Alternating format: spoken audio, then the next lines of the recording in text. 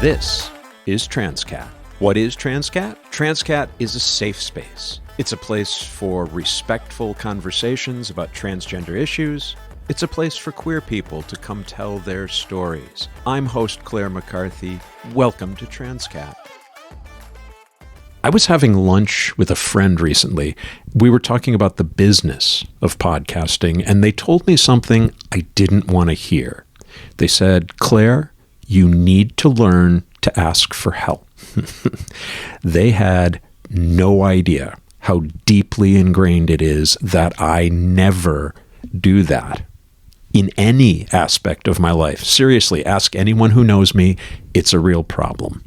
And yet, I'm sitting at this hot mic admitting to you my friend was right. Listeners, I need your help. Ugh, there, I said it, okay? Happy now? I'm going to interrupt today's episode twice to explain how you can help. I'm just giving you a little heads up that I will be asking for your help later in the show. If you ask most folks about the origins of Pride Month, they'll cite June 28th, 1970. This was the one-year anniversary of Stonewall, and commemorative marches were held in New York and LA and Chicago. They called the event the Christopher Street Liberation Day. But Magistra McCarthy here feels the need to point out, somewhat pedantically, that the roots of Pride go deeper than that. Before Stonewall, a trio of homophile groups held an annual Reminder Day picket. It was on Independence Day and held in Philadelphia. Now, this was the Mattachine Society, the Daughters of Bilitis, and the Janus Society. And in the ensuing 5.5 decades, the scope and the size and the nature of Pride has changed a lot. President Clinton established June as National Lesbian and Gay Pride Month back in 1999. 10 years later, President Obama added the B and the T, and President Biden added the Q in 2021. Okay, here endeth the lesson. My name's Luca Barry. I am a trans man. Hey, Luca. I came out as trans when I was 15.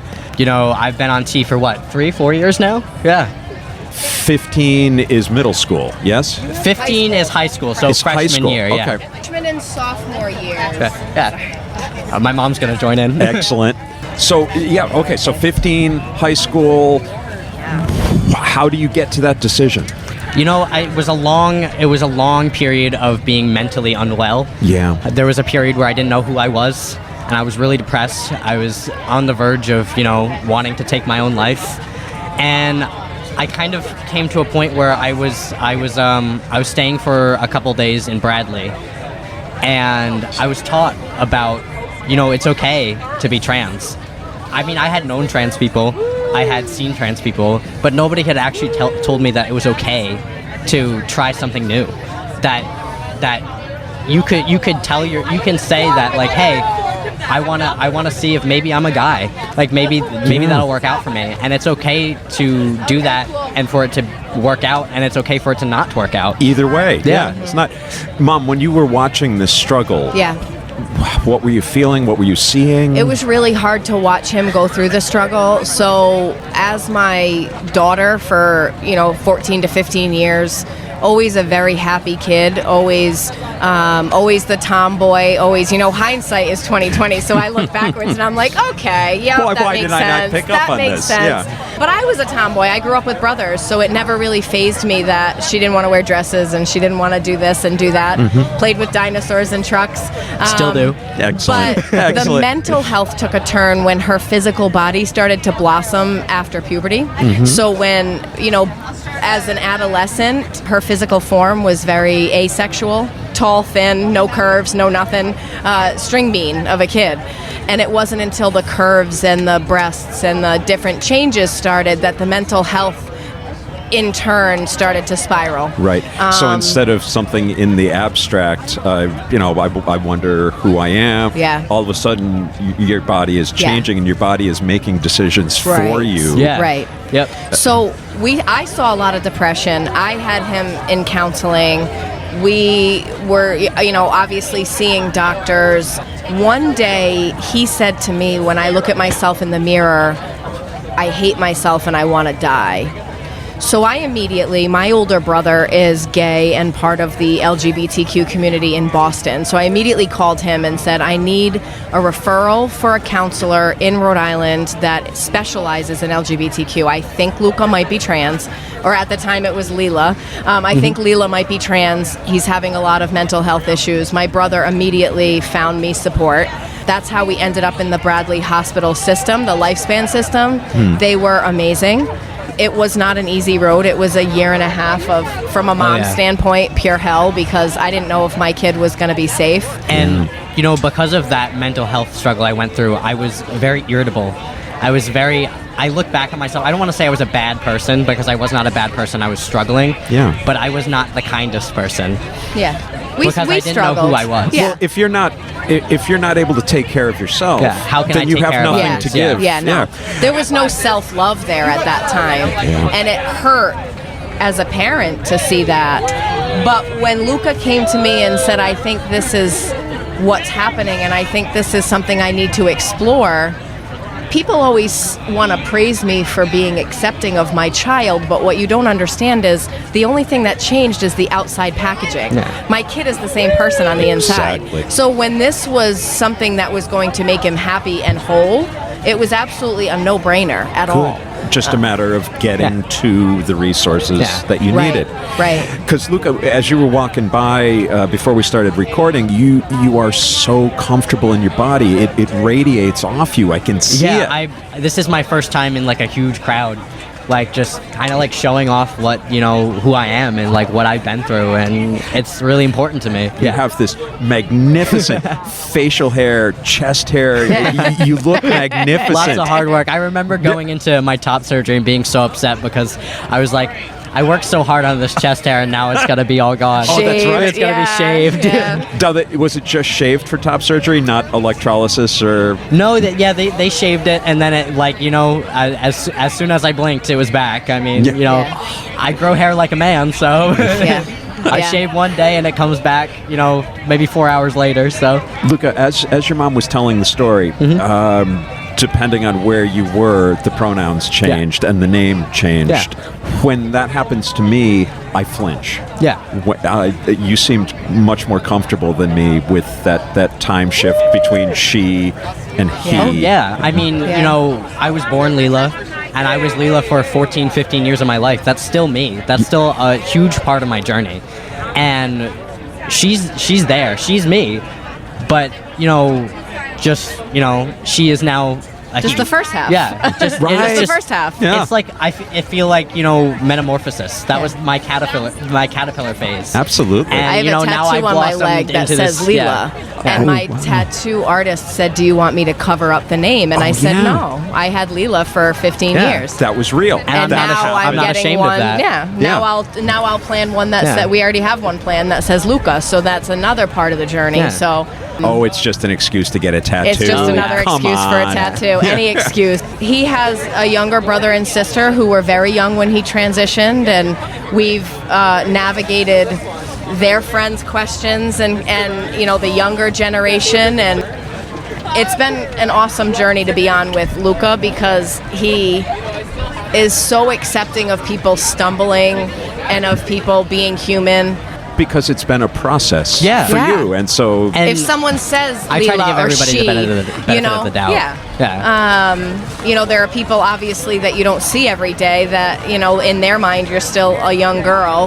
So it's you know, there's a learning curve there, but he's very accepting and open. My name is Andrew. Andrew, welcome. I see you've got your he, him, his button on. Yeah. So I identify as male. I was born female. I started transitioning when I was 15 years old. So I'm very blessed to have the family that I had. They were so accepting. I guess the first day that I started testosterone, that was like a really impactful day for me. I had a trans health pediatrician in Providence. Her name is Michelle Forcier. She's like a nationally known endocrinologist and pediatrician. So somebody you felt comfortable putting yourself in her hands. Yeah, well, I was gonna take any doctor I could get who was gonna give me what I needed. Yeah. But I remember that first day, we sat down, and she asked me a few questions, and she talked to my mother as well, and she said, "I think you're ready," and it was my first appointment with her. And the words she said, I'll never forget. She said, "Let's have a tea party." Oh, wonderful. And I got my first shot, and it's been almost 10 years, and I'm just so blessed. I really am. I'm very lucky. It's you certainly look happy. The facial hair is coming in nicely. Right. Yeah. Everything's going smoothly with the. Yeah. I think what I lack is a sense of community. I think I need to surround myself more with other queer people. Yeah. I find myself around cis and heterosexual people more than I would. I don't want to say more than I'd like to be around, but it can be a little draining. Yeah. Sometimes I feel as though I'm like cosplaying as a cis person, if that makes sense. My counselor told me that being around more trans people, or just queer people in general, getting that sense of community might make me feel a little bit more like myself. There are things you don't have to explain. There are things you have in common. It does. It makes feeling supported so much better. Exactly. So today will be a good start. Today is somewhere here at the Pride Festival where I just feel safe, and I feel seen, and I feel understood. So it's I'm glad to be here, and hopefully this will be where I kind of get the ball rolling to surround myself with more queer people. My name is Jude. I see that you're wearing a he they pin. Tell me about that. So when I first realized that something was weird, I decided that I was going to be non-binary because it made the most sense. Okay. And I went with a different name, and I went by they, them, and it seemed to fit me for a while. But I had never really wanted to accept the fact that anything and everything, whenever I listened to a song by a guy, I always thought he was singing to another guy for some odd reason. And whenever I heard something that, I always pictured just masculine things for myself, even when I was little. And I didn't want to admit that, because in my brain that was more different than being non-binary. Okay. But then I noticed that being non-binary was, in a way, more different, and it was harder for people to understand the they, thems and using those pronouns. Right. So many times I heard people like, "Oh, well, you're one person." So you do get the plural. Yeah. Right, exactly. Which isn't true. You're talking to a language teacher, so that's exactly. You can tell them I said they're wrong. Exactly. And I tried, but it doesn't work. But I've never felt attached in any way, almost not okay with she, her. Okay. And I'm much more okay with he, him, but I've always really liked they, them. They, them. So it sounds weird in my head, but not weird, because it's just the way that you feel. That I want people to mistake me for a guy, but I could still be non-binary. Oh.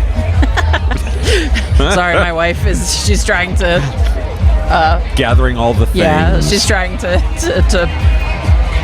magic maid is what we call it, away everything. So in the course of your day, your work day, your personal life, do folks respect your they, them? I don't really expect, I don't go around wearing a they, them pin or anything like that, so I don't really expect they, them to a lot of people is not the default. It's either she, her, or he, him. Yep. And so I get misgendered a lot, but lately, especially now that I have testosterone and I'm starting to grow facial hair and things like that, Yep, there's a lot more with people who are like, "Oh, excuse me, sir," and I'm like, But with they, them, I kind of feel almost like the they is for my people. My people know that I'm they, whereas I would like the rest of the people to know that I am he, And then if they ever were to question or get enough within my circle that Right. I can explain that I want to look like a man, but I want to be they, them. And that does require more than a quick sort of Yeah. interaction sort of thing. It requires Yeah. conversation. It requires trust. Like you said, inside the circle. Yeah, yeah. My name's Dee Dee. I'm from the Boston area. Hey, Dee Dee. I was at Boston Pride last weekend. Nice. Yeah, this is like my first year out, and I would like to keep going. I'm on. Like we really exist. Yes, I'm actually trying to become a park ranger myself. And so are you looking to do work in that field? Yes. Park ranger, yeah. Fantastic. Tell me about this, about your journey toward being trans. I've been trans since like 2022, and I'm hoping to keep going forward in my journey. It's like a very beautiful experience, and seeing the changes and all. Do you find that you're able to get the resources, medical resources, the informational resources that you need? Mostly, Yeah. especially for Bostonians. But I wish for everybody in this country that might not have it got the same resources that I had. There are places in the country right now where it's pretty darn hard to be a trans person. And I say to them, you're valid. I really wish for y'all. It'll get better. I promise. It's amazing. Hello, I'm Lila Days. Hi, Lila. Hello. Welcome.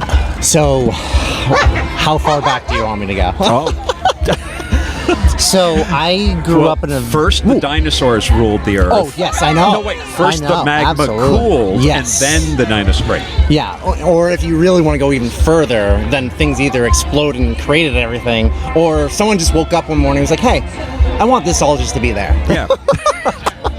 I want a Starbucks on every corner. Yes. Was what the creator said. Yeah. So my coming out story is kind of goes a little far. Okay. So as far back as I remember, I knew I was just different, and I didn't know what that meant. And I kind of was brought up in a very odd household. So I didn't learn until I was a little bit older, but my father was gay, and I did not know that until about when I was 14, and he verbally had to tell me to my face. And Wow. that was like the first time I really kind of gave things thought of things like that, because I just take people for face value, essentially. And about 6 years ago from now, that's when I really started questioning who I am and like what I am. And there weren't really a lot of words for like trans growing up, but it was always kind of like there, but I never really paid attention to it until someone kind of brought it to my attention that I have always acted very feminine my entire life. And I was like, I'm just being me. Like, Yeah. I don't know how to not be anything but myself. Right. So I decided just to do a little bit of investigating and just whatever. And it was like the first time in my life when I was fully capable of finally just focusing on me and How old my were you at this point? process. Would you say? How old was I? Yeah. So I am 33 now, and so this would have been 22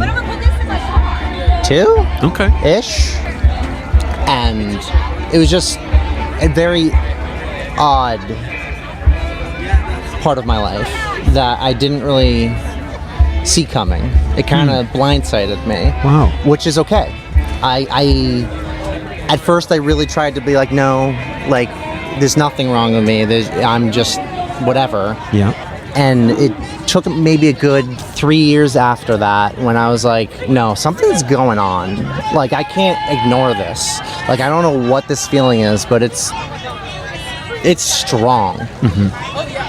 And then I met a friend, sadly, that I no longer speak to, but they kind of showed me the entire spectrum of like the LGBT plus and everything, and I found myself kind of through there, and it was difficult to be like, I think this is what I am, but I'm not 100% certain. So I decided while living with an ex-girlfriend to invest in a dress. And I was going to wear it in front of her and see how she felt, but that didn't work out well. So it kind of had to wait for me to move back to Massachusetts. And I thought to myself, all right, if I put this dress on and it does not, I don't feel comfortable, I'm turning away from whatever this is, and I'm just gonna. Then you'll have an answer, at least. And essentially. And so I put it on, and I cried for about 2-3 hours. I don't even know. And it was the most euphoric, unloading feeling that I would never turn away for anything in the world. Like I will never give that up. And I am so proud of how far I've gone. And I really want to like give this feeling to others who might not. That feeling of unburdening is a story that I hear a lot doing this. It sounds as if you did a lot of self-educating when it came to all of this. Now, was there anything in particular that really spoke to you? And I said, okay, here's where I can get the information I need. Oh, that's a great question. Thank you. Honestly, my first investigation was going through Planned Parenthood, and they were telling me a lot. And that happened not that long ago. Almost, I think we're going on 2 years, I think, if I remember correctly. So really investigating hasn't, been a thing until kind of recently, like being like, okay, how do I proceed, essentially? And honestly, that's been a godsend. I mean, there are give and takes with all of it, but that has definitely been a godsend, because without that, I would have nothing. I am so happy to hear that. I don't think anybody's ever told me that before, but I know Planned Parenthood is a great resource. Yes. I've been working for 2 years to get them on the show. I want to do an episode with them, so I am so happy to hear you say that.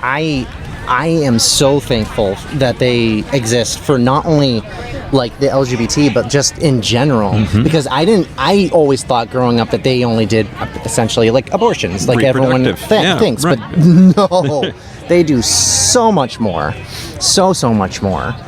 And wow, the amount of things that I've learned through them has been astonishing. Shout out to Planned Parenthood. We love you. Hi, folks. For the first 2 years of Transqat, I focused on 2 goals: create quality conversations and maintain a consistent schedule.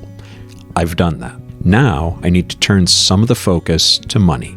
I have no illusions about this show turning a profit. That's for podcasts with a large organization behind them. My goal is simply to make Transqat pay for itself.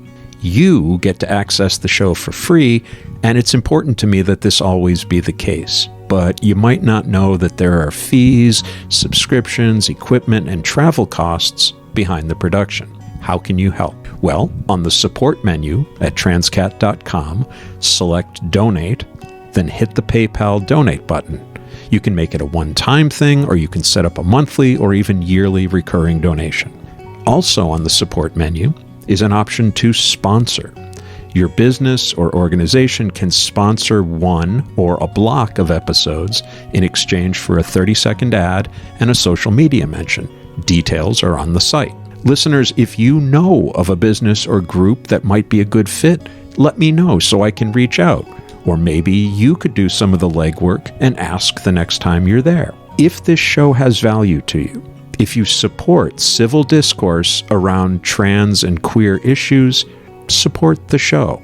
And as the Scottish woman at the end credits says, please consider supporting our mission with your monies. Any monkeys will be gratefully received as well. Holly, welcome to Transqat. So my story is that I sort of came out to myself after joining the Unitarian Universalist Church, which is a very affirming and liberal community. And before that, I had a little internalized biphobia. I was a little bit afraid of not being one thing or the other thing, the ambiguity of bisexuality. So when you say you came out as bi. It came out as bi. How old were you at this point? I was actually in my 40s. I was about 46.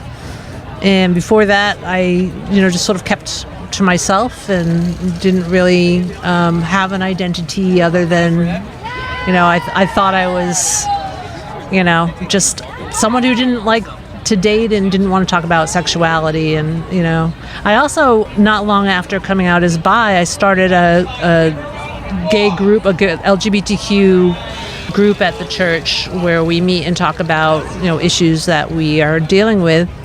And we had a younger member come who had a degree in gender and sexuality, and we called them the professor.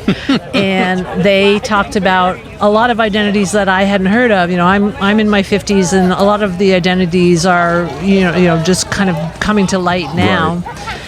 And I decided that I am also demisexual, which explains a lot of my history as well. Tell me what that means.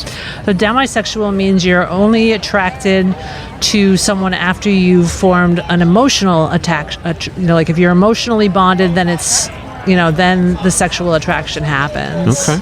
What about about that particular church empowered you to do this? Well, the community has a lot of people from a variety of different religious backgrounds. Some people are atheists, some are secular humanists. There were quite a few gay people already there who were out and proud, and the minister's wife was involved in getting gay marriage passed in Rhode Island, and so there was a lot of action and a lot of just welcoming community stuff that was happening, and I felt like I was at home. One of the things that I hear often as people are telling me stories is a feeling of bi erasure, of an attitude that bi isn't really a thing. I'm sure that's something you've come up against. Your thoughts? Well, I think that speaks to what I said earlier, which was the sense of internalized biphobia, which I had absorbed from some just lesbian community in Boston. When I lived in Boston in the 90s, I would hear, lesbians that were friends or, roommates or whatever, just kind of just say that bisexuals weren't legitimate and they were just really lesbians who didn't want to, didn't want to own it, and there was like a resentful tone, and I felt like I couldn't say I was a lesbian, but I couldn't really, like I didn't have a place. So I did find a resource in the early 2000s called the Bisexual Resource Center, which is located in Boston, and they, you could tell that they were working on being seen and being more inclusive. So that was a good thing for me to be aware of. My name is Aiden Wilder. Yes. So before you tell me the story you're going to tell, I'm going to once again ask you about your t-shirt because it's amazing. Yes. So my t-shirt is a t-shirt of two men having anal sex. Okay. And one of them is on top. They're sort of missionary, and there's some choking going on. There's a bit of choking going on. The choking going on. I'm it at seems Pride. to be consensual. Oh, very consensual. Okay. There's nipple. Yes. Nipple's always good. I'm happy that we see that. And I came into Pride and I saw this shirt hanging, and I said, I don't look gay enough, really, because I was just wearing a normal red shirt. So I had to buy this, and I put it on immediately. That's right. So you didn't want to stand out in the crowd as exactly not being as queer not enough. being a queer faggot. Okay, yes. there you go.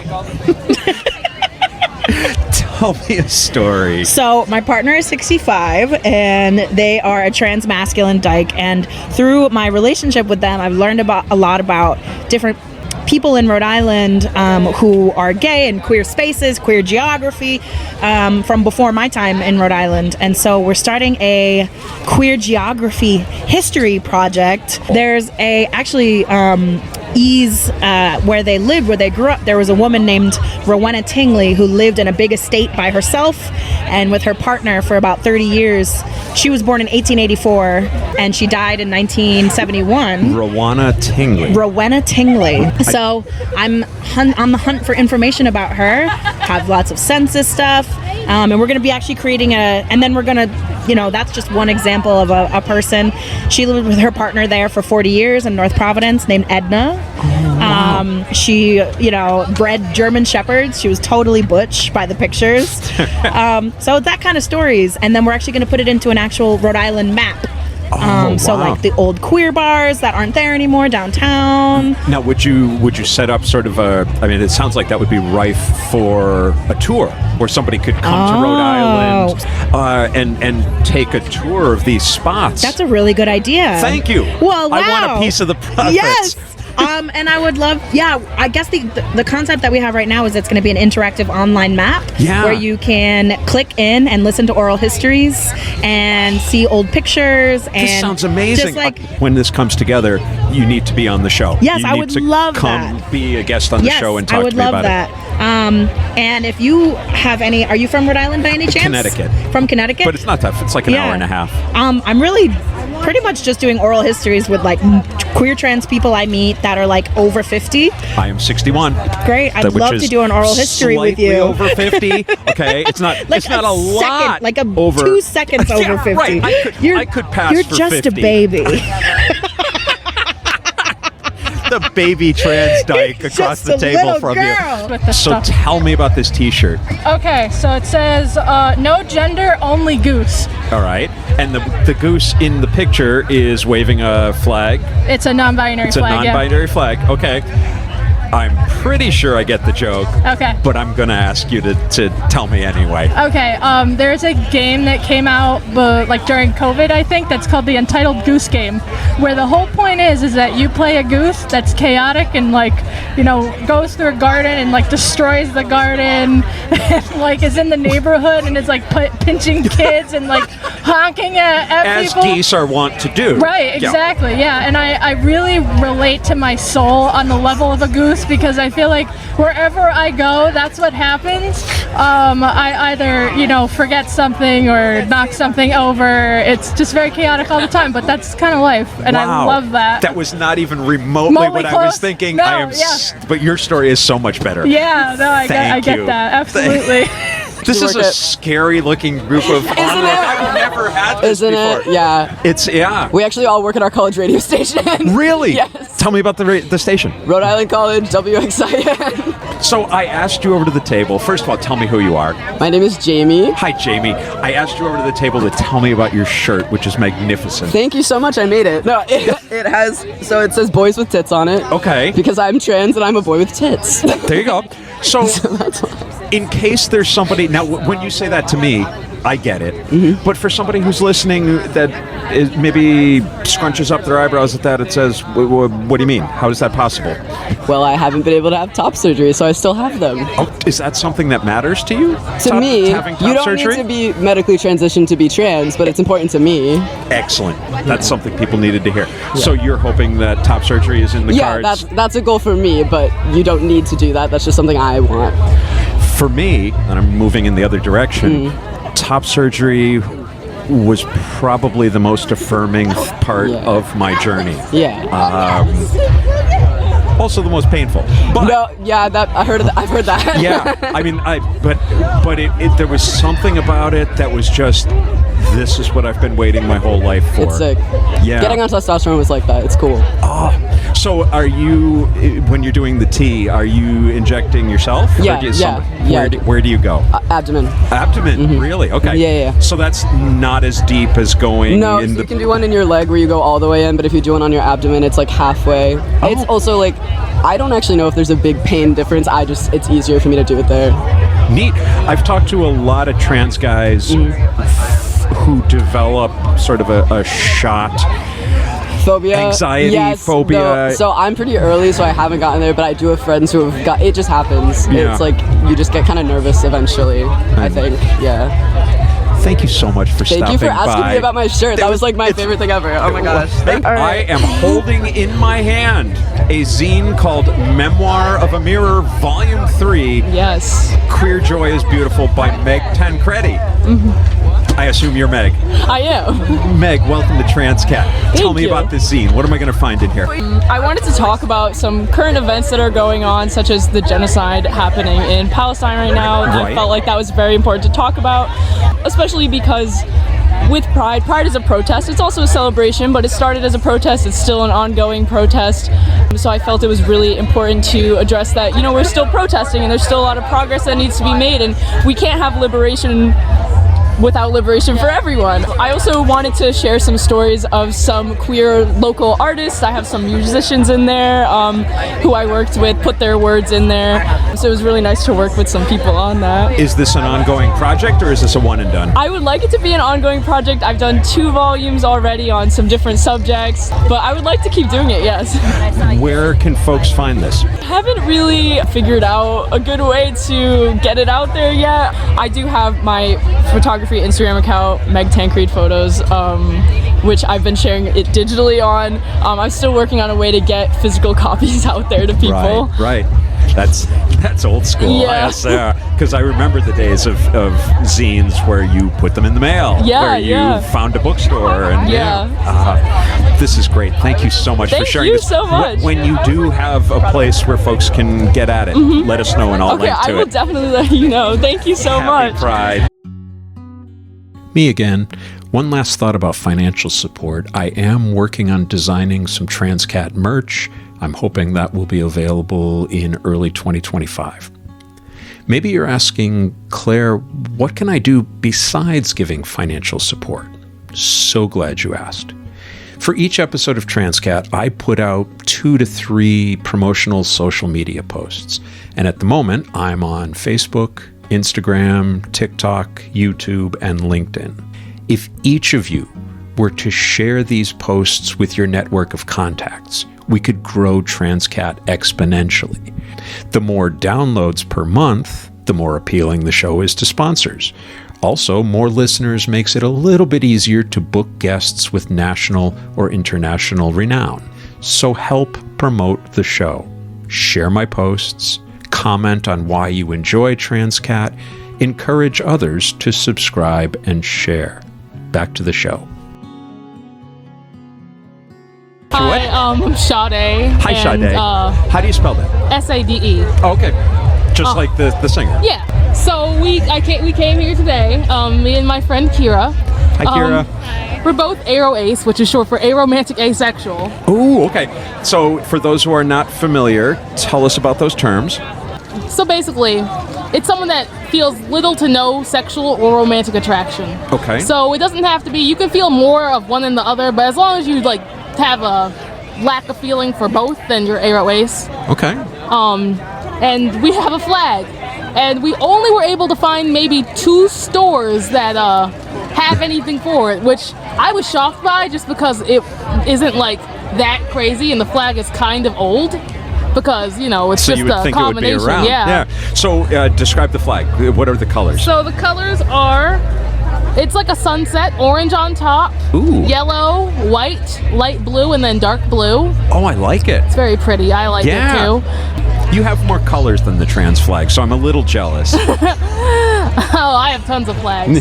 But typically when I go to places, I just say I'm a lesbian for simplicity, but today I was like, you know what, I'm just gonna say I'm aro-ace and see what happens. Fly the flag. I could not find like anyone that sold any merch for it. It's like really hard. Multiple people have come up to me asking what my flag is, which was shocking. One lady tried to get me to take condoms, unaware of what I was trying to display here. Kind of missing the point. Yeah, a little bit. One guy came up to me and asked if I was wearing a shirt from the cartoon Bluey. Not familiar with it, but it's this kid's cartoon, and the flag has the same color as the son of the characters. Oh wow! Okay. And I was shocked. Let me go back to asking you about you though. How did you get to a point where you decided these are the terms that apply to me? So it took a lot of like, I guess, crashing into walls and figuring things out. I guess I realized that like every crush I ever had was fake. Like I just kind of did it because it was like, I guess if I just thought someone was attractive, I just like assumed that meant I liked them when I didn't. And then one day I was like, I'm just gonna stop having crushes on people, and then I didn't anymore. So. And that felt perfectly fine and validating. Yeah. I mean, I do have a preference for girls. Like if I were to get into a relationship, which I am open to, it would be a girl.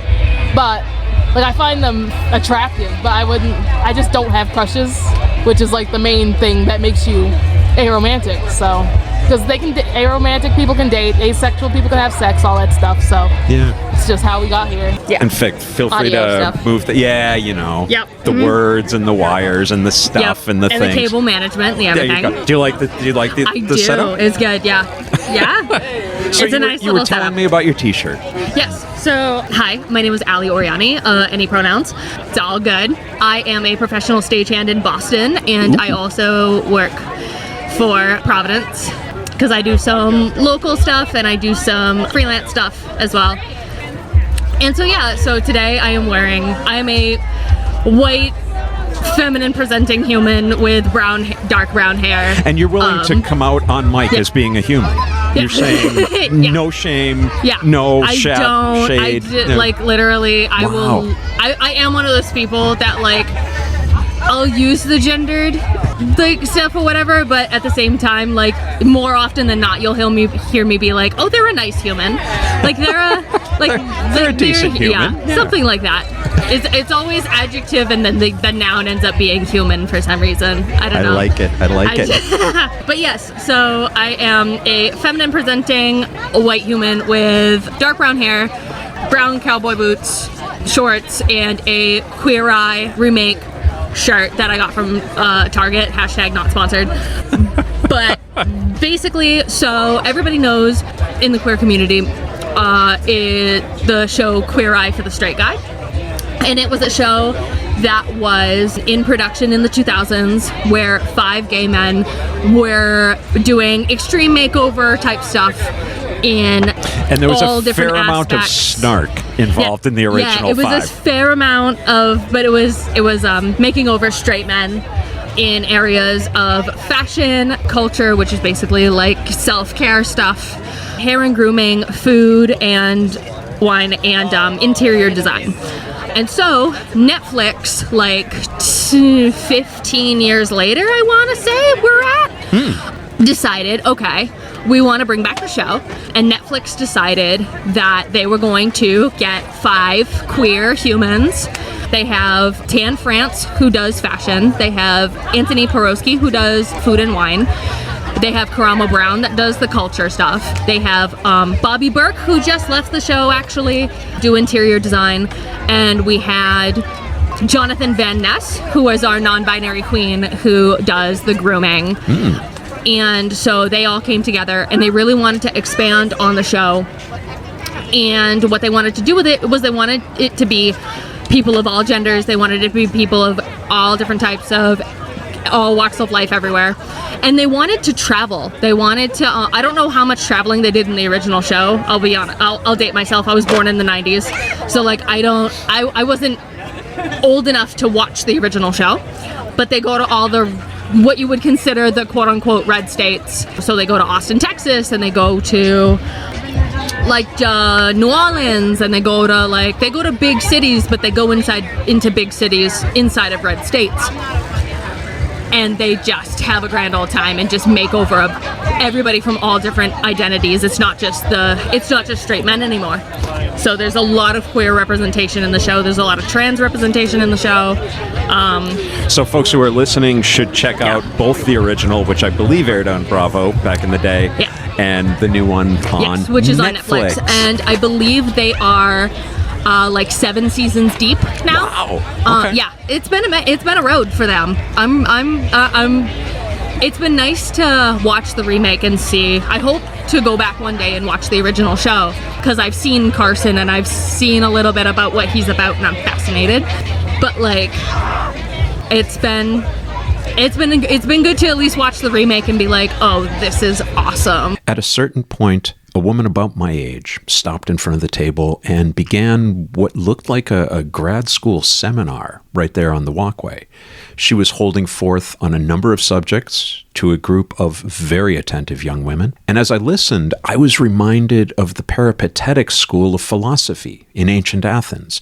That's where Aristotle lectured while strolling around the Lyceum. Except they weren't strolling. They were clumping, and nobody could access the Transqat booth. So after about 10 minutes, I interrupted and I explained what I was doing at the event and asked, politely, if they might move a few feet to the left onto the grass. I invited the professor to stop by and tell her story later if she were so inclined, and they did, eventually, move onto the grass, and then they dispersed when the lesson was finished. I didn't really expect the professor to take me up on my offer because she seemed a little miffed that I had asked her to move. But she did, and in so doing, offered us a taste of why her students were so engaged. Okay, well, I can tell you about the historical development of the concept of that there are two sexes. Please. In the Western tradition. How far back does that idea go? Well, it starts before that idea. If we look at the 15th century, 15th, 16th century, the doctors or scientists at that time, Vesalius was one, he was Swiss. They were probably dissecting bodies, I'm guessing, I'm conjecturing. And their understanding or their idea, and these were all male identifying writers and researchers. Yeah. Their idea was that there was one human sex, and that was male. And female bodies were considered a variation on a theme. Not just variation, but actually flawed male bodies. They were damaged goods, essentially. And you see that idea in as far back as Aristotle, right, who thought women were imperfect or flawed men. And you see that in sort of the biblical idea of the female body, woman being made out of the male rib, right? And so anatomy drawings from this 15th, 16th century period tend to show when they're drawing vaginas, they are drawing them as inverted or inside out penises. Okay. And they look remarkably like penises. They're not identified as the clitoris. They're vaginas. So, and the clitoris has its whole other story under patriarchy, and there's a good popular book, like for meaning not an academic text, but a book for general audiences about the clitoris and its erasure under Western patriarchy. And what is that? And what? What is the title? Who is the author? I can't remember, but if you Google it, if you Google clitoris and patriarchy, you'll probably find it.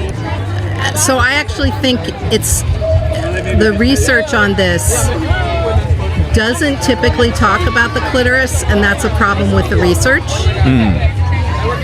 You know, the important organ from a male point of view is not the clitoris, it's the vagina, right? Both in terms of procreation and in terms of male sexual pleasure. And then, you know, what happens is men keep rediscovering the clitoris over hundreds of years. Like dozens of men are like, hey, I found this thing. Nobody ever knew it existed. There's this one-sex model. So as the Enlightenment progresses and science begins to replace religion as a source of knowledge and authority, that biblical story and about Adam and Eve starts to be less influential. New technologies with anatomy and medicine arise. And over the course of the 19th century, doctors who are male, first of all, they start forming themselves into a medical establishment, which then rejects and excludes midwives, who were the people historically who knew about women's bodies and women's health. Right. So this male medical and scientific establishment develops an idea of the sexes as opposite. Now, this also, by the way, aligns with and parallels the rise of industrialization. And because industrialization brings with it or creates a workplace that is separate from your home. And so now people don't get up and, I mean, you know, people in an agrarian society, they are all living where they work. They all get up, they all work all day, and then they go to bed. But now with factories, you get some people who leave the home and go to what's newly being called a job, right? The category of the job didn't exist until industrialization. Or the word job meant more like project, but the category of the job as we know it didn't exist. So now you have two different spheres of activity. You have a domestic sphere and a public sphere, professional work sphere. And it is true that women were typically excluded from many public places before this, but this kind of comes with, or intensifies that process. And so in 19th century America, under the sort of the Victorian era, you get this idea of the separate spheres that women and men are fit for by God, you know, designed by God to be fit for. Women are supposed to be in the domestic sphere. They're going to decorate it. They're going to use moral suasion to persuade their husbands and sons and brothers to do good. And men are going to do all the action in the public sphere. Now you have a real more intuitive, people had more than an ability to intuitively conceptualize the sexes as opposites, as two different. So whereas in the earlier model, the one-sex model, they were the same kind, but different degrees of perfectedness. Under the two-sex model, they're different kinds. And so we see this idea of the sexes as opposite coming through into the current era. In the 90s, I think there was a book called Men Are From Mars, Women Are From Venus, right? Which invokes an idea of this radical difference between male bodies and female bodies.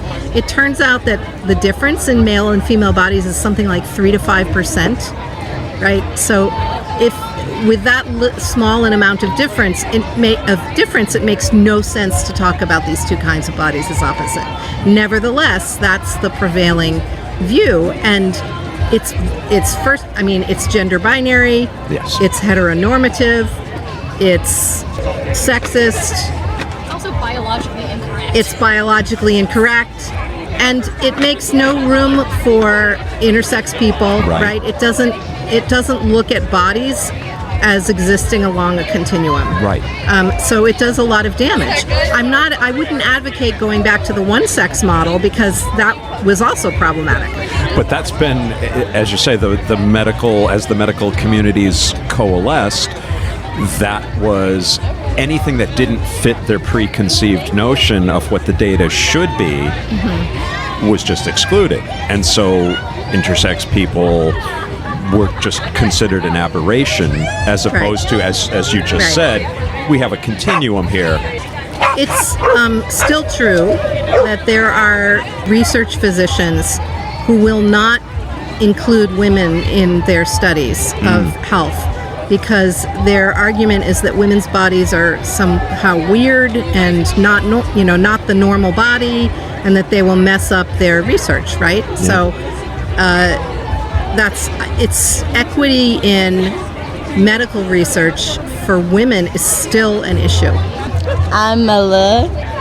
Growing up, I was told on one side, my dad's side, that all of this was like wrong, and it was just hard to just understand why. Because on my mom's side, she was all free about it, because she's gay and stuff, and she's like, it's all fine, because it's just like whoever you are, you can be whoever you want. But on my dad's, he was like, no, this is wrong. And I was a big daddy scared, so it's just like, I don't know how I would disagree with him. And then when I grew up, I realized that he's not a great person, so I just thought, if he thinks it's wrong, I don't need to think it's wrong, and I know it's right, because if the way he reacted, if one of his kids told him that we were gay or something like that, he would freak out. But now, when I ask him about it, he says he never thought it was wrong, that I always accepted you guys.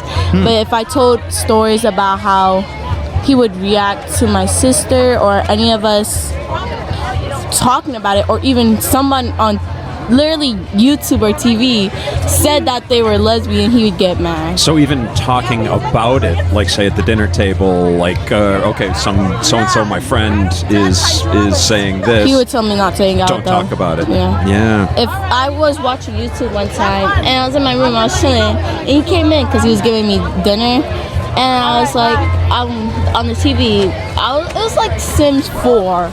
It was a game, and one of the characters was, they said, that they were like naming who the character was, and they said, the character's lesbian, and I jerked because my dad was in the room. He was like, you jerk because why did you jerk? Because I don't like that stuff, right? And then I was like, yeah, and I just skipped past it, and of course I wanted to still watch this thing because I didn't really care, and because I really liked The Sims at that time, and it was just like, when I talked to him about it recently, kind of like, I was like talking about, because my sister is gay and stuff, and we were just on the topic, I guess, and then he was like, oh no, I don't hate that stuff, I never did, I'm fine with it.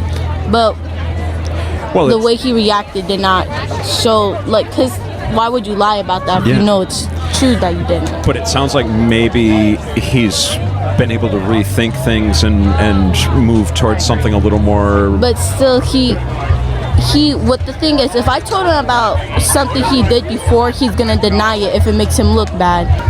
So it's just like, I'm tired of it, and I moved on because like I don't see him anymore. I don't talk to him really. So it's just like whatever, because I'm not gonna deal with their stuff anymore if you're just gonna keep lying to me. So that's part 2 of the Voices of Pride 2024 Omnibus. Our third and final installment will arrive probably in early November. On October 3rd, I had the privilege of moderating a roundtable discussion of Connecticut leaders to celebrate the start of LGBTQ History Month. We covered a lot of ground. We discussed the state's journey toward queer civil rights and the work that remains ahead. The event was streamed on CTN, and I've posted a link at transqat.com so you can check it out. This has been Transqat. I'm Claire McCarthy. Thank you as always for listening. Let's talk soon. This is Sadie McCarthy. I'm Claire's niece. And you've just been listening to Transqat. It is made by one of my favorite people in the world, Claire McCarthy. Transqat is a production of Transqat Enterprises, LLC. Copyright 2023, all rights reserved. Join us on the web at transqat.com. That's TRANSQAT.com. QAT.com. QAT.com. There you'll find links to Transqat, the blog, writing projects, speaking engagements, and our PayPal donations page. Please consider supporting our mission with your monkeys. Your monies. Your monies. Not monkeys. Please consider supporting our mission with your monies. Any monkeys will be gratefully received as well. Follow Transqat on Instagram, Facebook, Twitter, and YouTube. On TikTok, we are at The Real Transqat. Want to tell your story on air? Or ask Claire a question. What is the deal? She has all the answers. Or suggest a guest or topic for an upcoming episode. Use the contact page at the website or email her directly at crmtranscat@gmail.com. crmtranscat@gmail.com. And thanks for listening. Thanks for listening. Thanks for listening. Thank you for listening. Thanks for listening. Thanks for listening. Bye.